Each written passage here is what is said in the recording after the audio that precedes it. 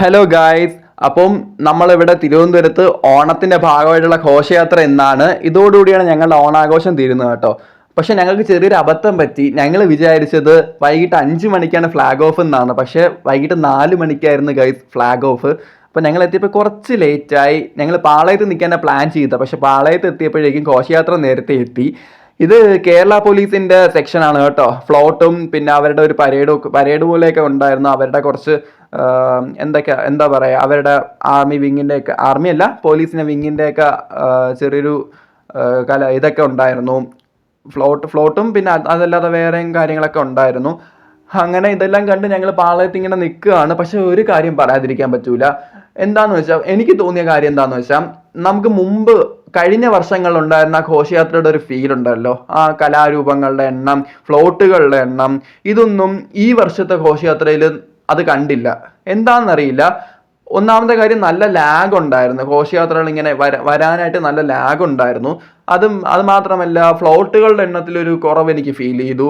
പിന്നെ കലാരൂപങ്ങളുടെ എണ്ണത്തിലൊരു കുറവ് ഫീൽ ചെയ്തു. എന്താണെന്നറിയില്ല, ഒരു വല്ലാത്തൊരു കുറവ് എനിക്ക് ഫീൽ ചെയ്തു. ഒരു നല്ല തിരക്കുണ്ടായിരുന്നു. ഒന്നാമത്തെ കാര്യം പറഞ്ഞാൽ നല്ല തിരക്കുണ്ടായിരുന്നു. തിരക്കെന്ന് വെച്ചാൽ നല്ല തിരക്കുണ്ടായിരുന്നു. കാരണം കഴിഞ്ഞ വർഷം നമുക്ക് ഓണാഘോഷം ഇല്ലായിരുന്നു. ഈ വയനാട് ദുരന്തമായതുകൊണ്ട് ഓണാഘോഷം നടത്തിയില്ലായിരുന്നു.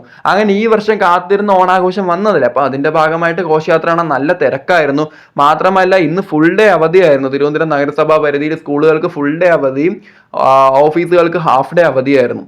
പക്ഷെ ആ ലാഗ് ഫീൽ ചെയ്തുകൊണ്ട് ഞങ്ങൾ എന്ത് ചെയ്തു, ഞങ്ങൾ പതുക്കെ അവിടെ നിന്ന് നടന്ന് ഓരോ സെക്ഷനിൽ എത്തുമ്പോഴേക്കും, കാരണം ലാഗ് ഉണ്ടായതുകൊണ്ട് നമ്മൾ ആ ലാഗ് അവർ എത്തുന്നവരെ നമ്മളെന്ത് നടന്നു നമ്മൾ നേരെ കനകക്കുന്നിലോട്ട് നടന്നു കേട്ടോ.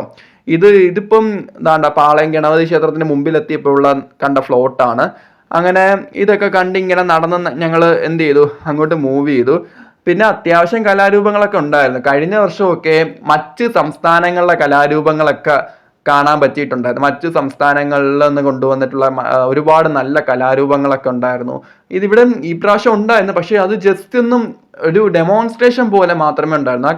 അങ്ങനെ കലാരൂപങ്ങളുടെ ആ ഒരു കറക്റ്റ് അവരെങ്ങനെ ഡാൻസ് കളിക്കുന്നൊന്നും ഇല്ലായിരുന്നു. ഇത് ചുമ്മാ ജസ്റ്റ് നടന്നു പോയി, അത്രേ ഉണ്ടായിരുന്നുള്ളൂ.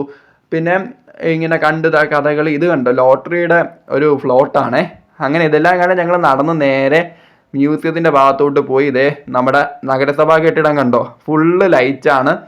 ലൈറ്റ് കൊണ്ട് അലങ്കരിച്ച് വെച്ചിരിക്കുകയാണ്. പിന്നെ തിരക്കുണ്ടായിരുന്നു കേട്ടോ, അത്യാവശ്യം നല്ല തിരക്കുണ്ടായിരുന്നു. ഇതേൻ്റെ എന്ത് തിരക്കാണെന്ന് നോക്കിയേ. വണ്ടികൾക്കൊന്നും പോകാനേ പറ്റാത്ത രീതിയിൽ നല്ല തിരക്കായിരുന്നു. ഇത് കണ്ടോ, വീഡിയോ എഡിറ്റ് ചെയ്യാൻ കുറച്ച് ക്വാളിറ്റി കുറവുണ്ട്. കാരണം ആ തിരക്ക് കാരണം അങ്ങോട്ട് നടക്കാനും ഒന്നും പറ്റാത്ത അവസ്ഥയായിരുന്നു. ഇത് കനകക്കുന്നിൻ്റെ ഫ്രണ്ടാണ്. അവിടെ നിശാഗന്ധിയിൽ പ്രോഗ്രാമൊക്കെ ഉണ്ടായിരുന്നു. വിനീത് ശ്രീനിവാസന്റെ ഗാനമേള ഉണ്ടായിരുന്നു. പക്ഷെ നല്ല ക്രൗഡ് കാരണം ഒന്നും നിൽക്കാൻ പറ്റിയില്ല. ഞങ്ങൾ നേരെ അങ്ങ് വീട്ടിലേക്ക് വരുമായിരുന്നു. ലൈറ്റ്സ് കണ്ടോ, എന്ത് നല്ല ലൈറ്റ്സ് ആണെന്ന് നോക്കിയേ. അപ്പോൾ ഇതെല്ലാം കണ്ട് ഞങ്ങൾ നേരെ വീട്ടിലേക്ക് പോയി. സോ ഇത്രയേ ഉള്ളൂ. താങ്ക്